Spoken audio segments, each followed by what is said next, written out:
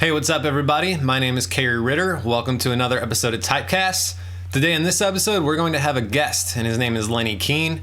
He's an application architect, and he's the co-founder of App Fabricator and Loud Chorus, along with myself. And he's been working on a new TypeScript framework for Deno named Momentum. So in this video, we're going to talk about what Momentum is, what its design goals are, and we're actually going to run through a demo of how to use it and how to get started. All right, so today I have Lenny Kean on the episode. We're going to talk about the new framework he's been designing named Momentum. So we're going to talk about what it's doing, where it's going, and what you guys can expect as we start to release these things. So Lenny, hello. We've met once before. Right. Thanks for having me. I'm excited. So first I want to talk about Deno. Obviously Node exists. We've been using that for a long time. What about Deno? First of all, what is it, and what is drawing us to Deno versus writing it in Node? So Deno is a JavaScript framework that runs on the server side. So it's very much like Node. It was actually created by the original Node creator, Ryan Dahl, and he basically took the approach that they designed Node, over 10 years ago now. And a lot of mistakes were made in the design that just weren't fixable now without completely breaking the Node ecosystem. So they kind of wanted to start over.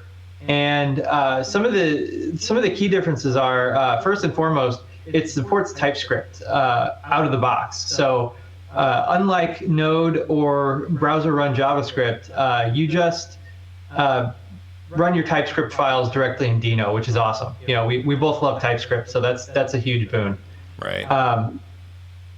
And another one of the big design things that they did was it kind of follows web standards more. So imports, really the whole package management solution is based on URL-based imports. So it works like the web. You import from a URL. That URL can be a local file. It can be a remote URL. But that is the entirety of package management. Is you publish your packages to a URL, and if you used Go before, that sounds kind of familiar. But they also attempted to solve some of the problems that Go has by actually making a centralized package management repo, which is Denoland, that you can publish to, a lot like NPM.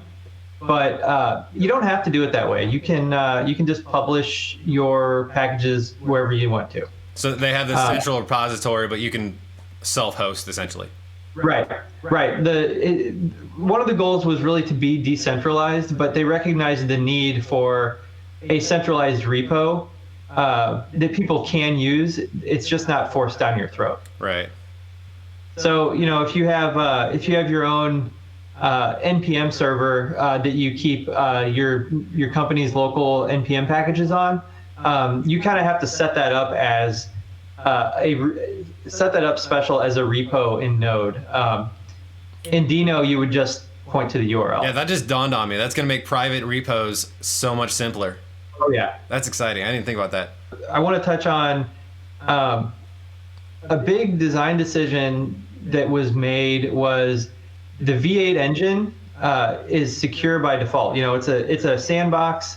It's built to run in your browser safely, so you can run JavaScript code without polluting your whole desktop environment. So what they did with Node was they basically just ripped that whole sandbox open and said, all right, well, we need to be able to do network access. We need to be able to do file access. So we're just going to, make it open to everything. And they kind of recognized that wasn't necessarily the best approach from a security perspective. So what they did with Deno is it's actually a closed sandbox by default. And you have to explicitly poke holes in that sandbox if you want to do network access. Right. If you want to run a web server, you have to say, hey, I want to listen on this port. If you want to access files, you have to say, I want to access files at this location. And you have to call that when you run your Deno application. Right, as flags for the actual process. Right. Yeah, cool. So knowing what Deno is, then what, and knowing that there are HTTP frameworks out there already for Deno, what is Momentum doing that some of these other ones, like Oak, I think is one of the bigger ones. What is Momentum doing that they are not? What problems is it addressing? Yeah, so it's Momentum is really intended to be the kind of enterprise framework for writing Deno applications.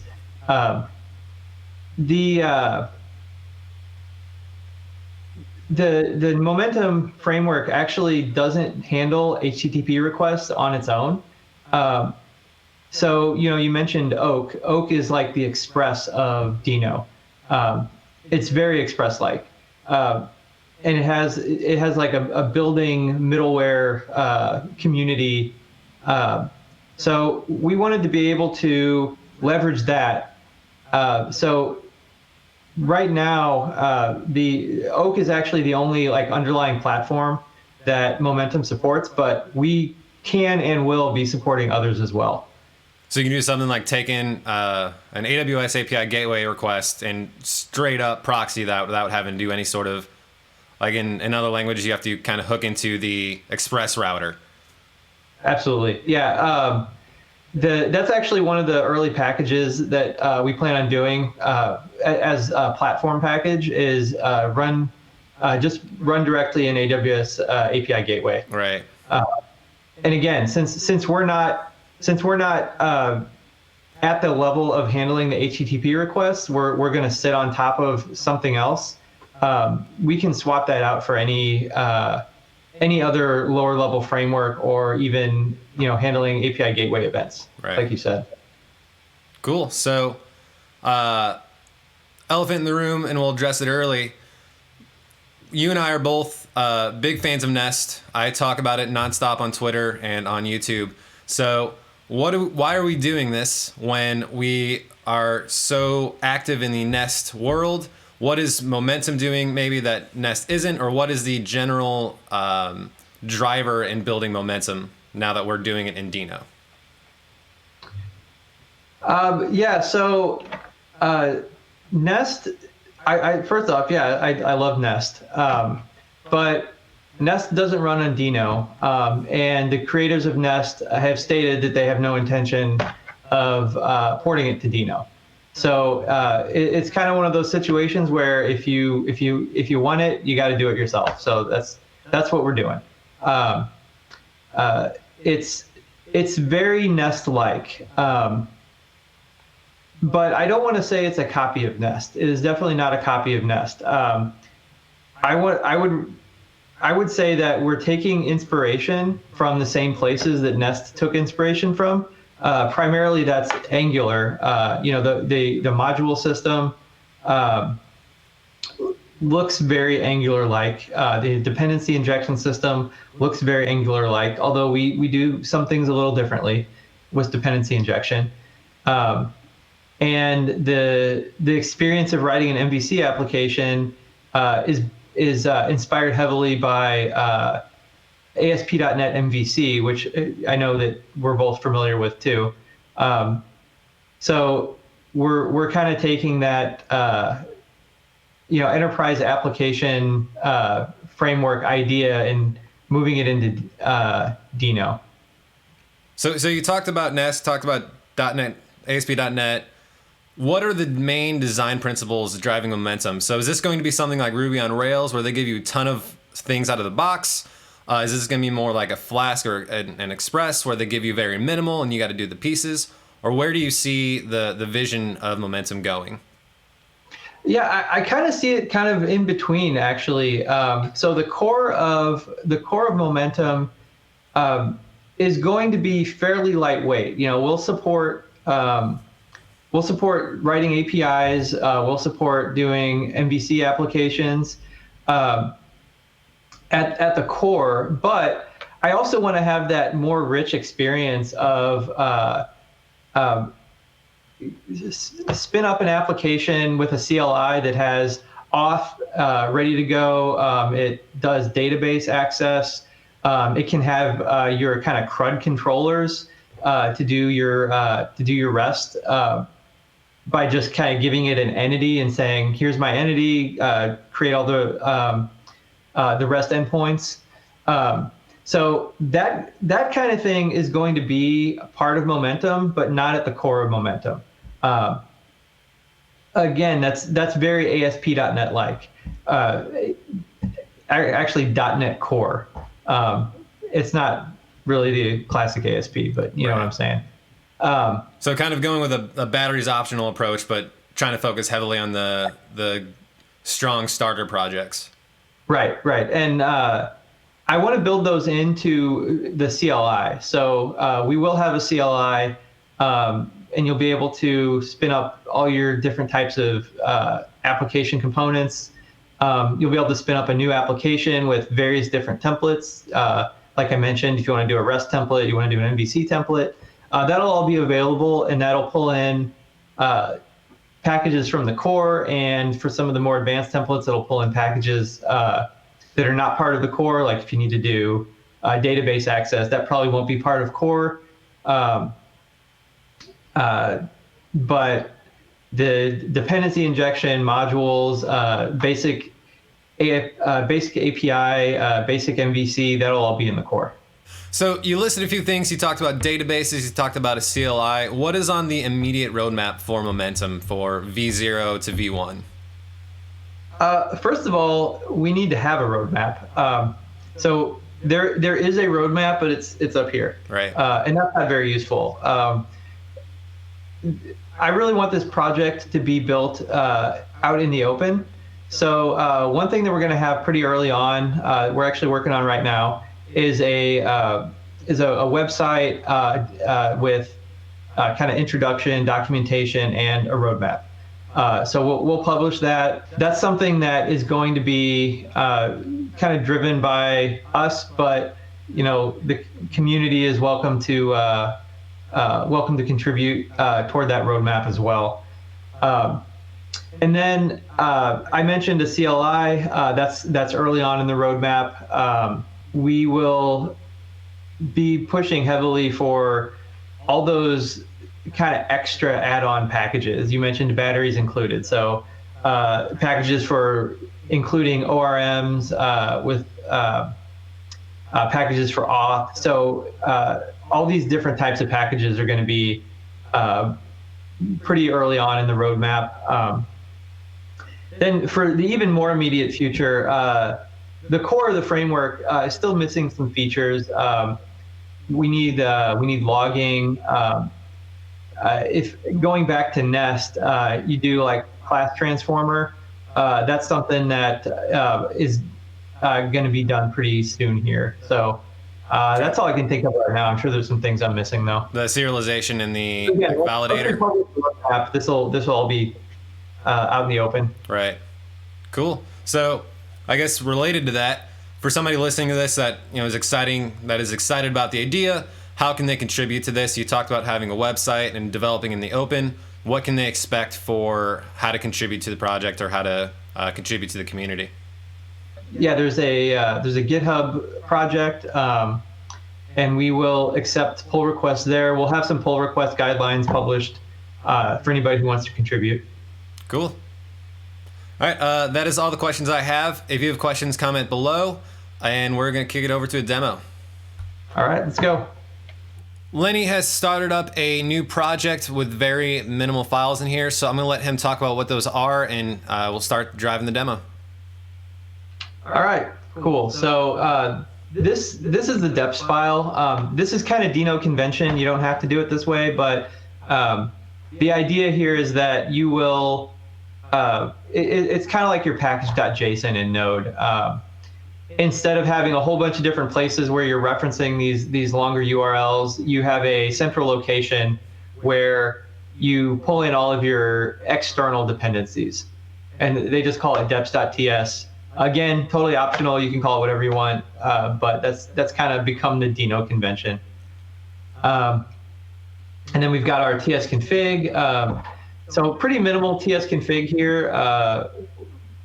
Because we use decorators, you're going to have to turn on experimental decorators and emit decorator metadata. again, going back to the CLI, once we have a CLI, all this stuff will be spun up for you.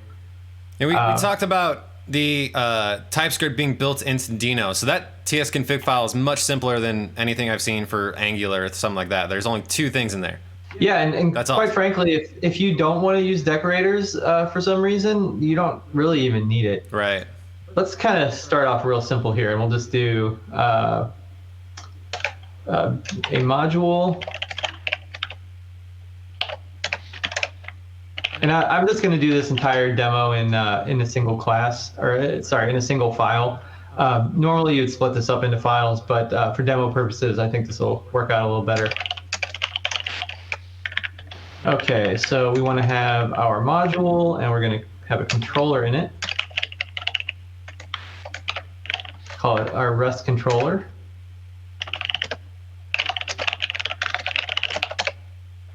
Okay, so let's do a get. And you can't see up here, but this is pulling in, this is actually should be pulling in from my deps. So I'm going to change that. See, that's a lot cleaner than what you saw before. So we're going to do a get here. Let's call the method get.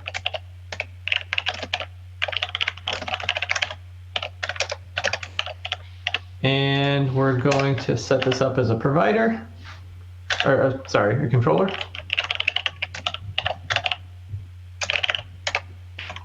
So we've got our module, we've got a controller on it. Now we just need to bootstrap the application and start it up. So I mentioned Oak. We're going to start with platform Oak.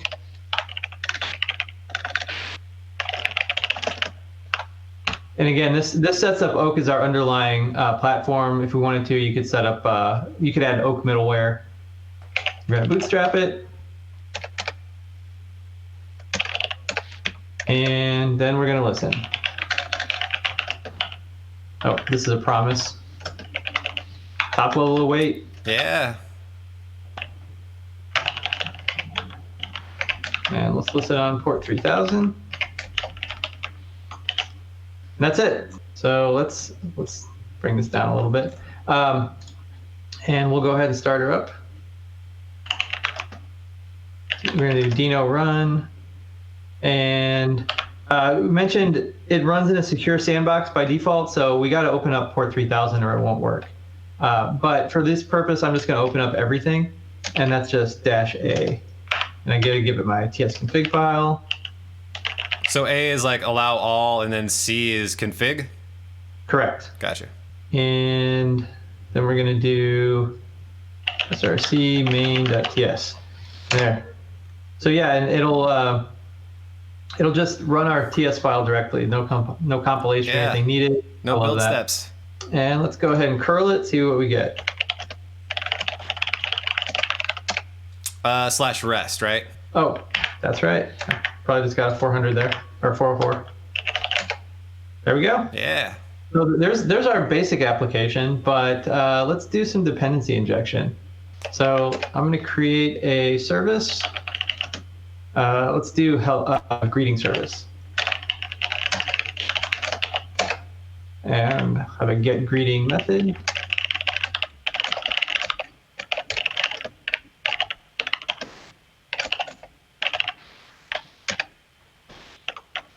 So in order to inject this, I have to mark it with injectable. This IntelliSense keeps insisting on pulling from Deno land. Yeah, I will say the Deno Visual Studio extension is still pretty early. I think it's getting better over time, but it should always pull from deps where possible. Yeah. And it doesn't always do that. Okay, so I want to mention this is actually set up as a global dependency. So this is kind of one of the key differences with Nest is I don't have to set this up as a provider in order to use it. It's kind of like an Angular provided in root. Gotcha. But I can also override that by saying global is false. And I'll do that for this demo so I can set it up as a provider. So it's kind of what you see in .NET Core, right? Where you can just inject a class. Right. Yeah. But you can scope it to a module if you want to. If you're distributing like a packaged module, but you want to have internal services that you don't want others using. Yeah.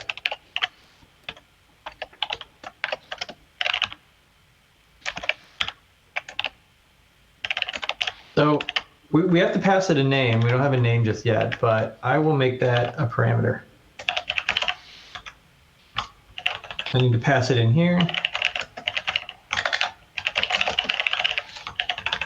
Too much C#? And, yeah. So I have to tell it where this is coming from. So it's a parameter. And of course it pulled it in from there.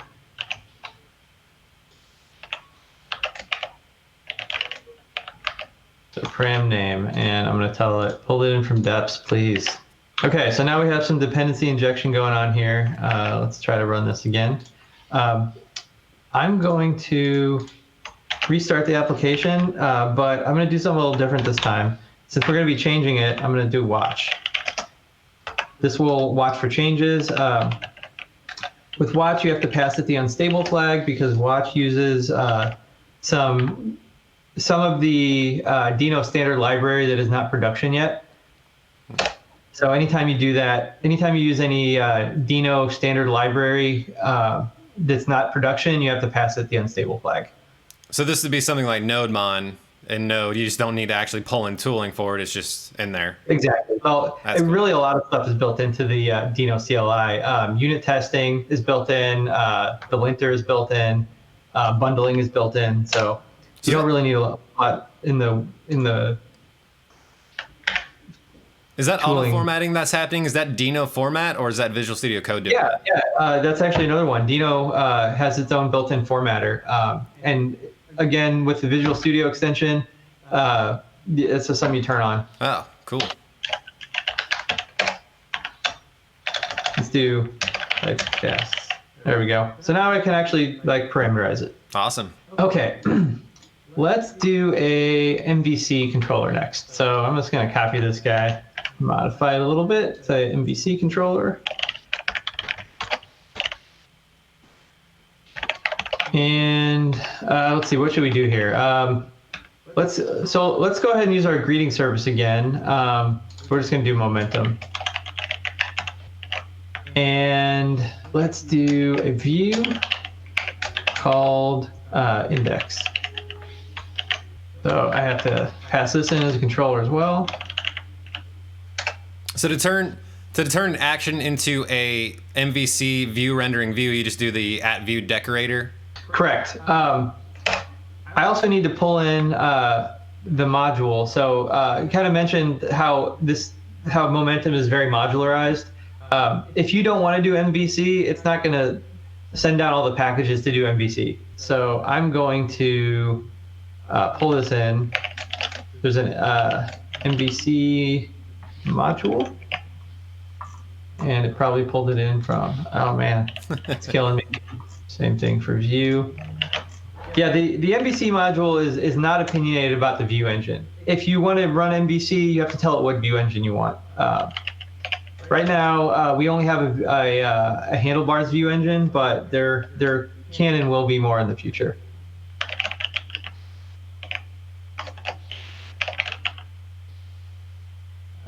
There it is. MVC handlebars view engine, or MVC handlebars module is the view engine module in this case.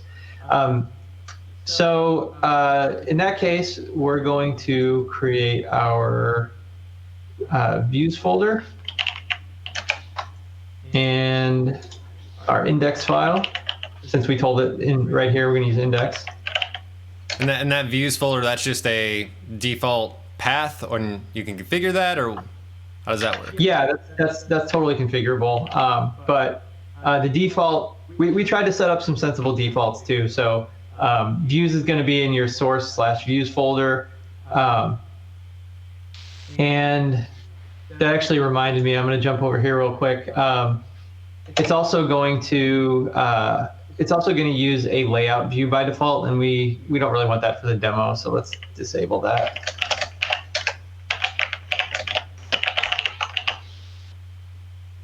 if I did want to use the layout, by default, that would be in the views/layouts folder, but that's also configurable. So, and let's do this. So because in the MVC controller, I'm just returning a string, in handlebars, that's just this. Okay, so if that was a complex object that had like a property on it, message, you would just do message. Yeah. Actually, let's go ahead and do that. So I'll go ahead and return an object from here instead with a message property. And then save our handlebars view. Put this in H1. Make it real big and shiny.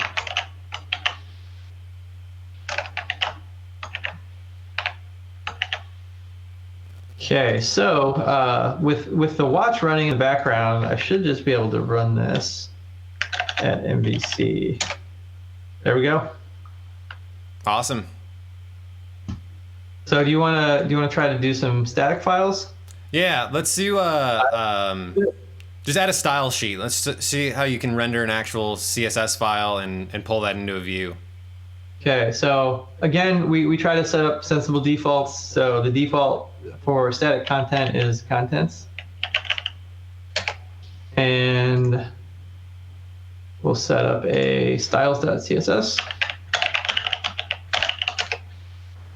Let's do the background.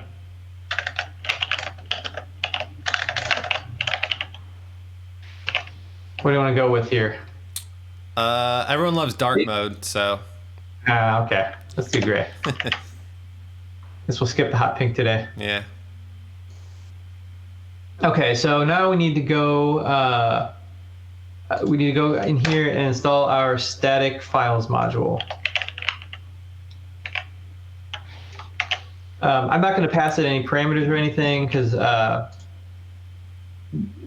we don't need to override any of the defaults. We're just going to use the default location here. So yeah, it's really just as easy as pulling in that module.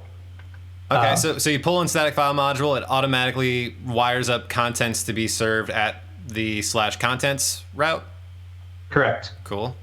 As long as you don't want to override the default location or anything like that, that's all you got to do.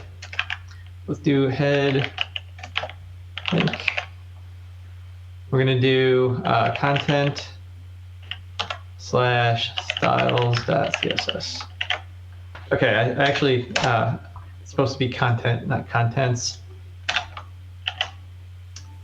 And let's see. So now we're rendering the style sheet. Let's actually open up in a browser, and there we go. We got our dark background. Yeah, well, tinted.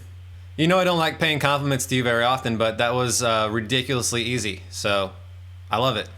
Yeah, and once we get a CLI going, it'll be even easier. You'll be able to generate your controllers, generate different modules without having to type out all the kind of all the plumbing type stuff. Right. So. Cool.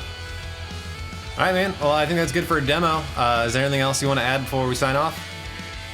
No, just thanks for having me. This was a good time. Yeah, appreciate the demo. Enjoyed it. All right, well, that's it. So thank you for watching the demo. Please comment if you have any questions about momentum, and we'll make sure to get back to you. See you next time.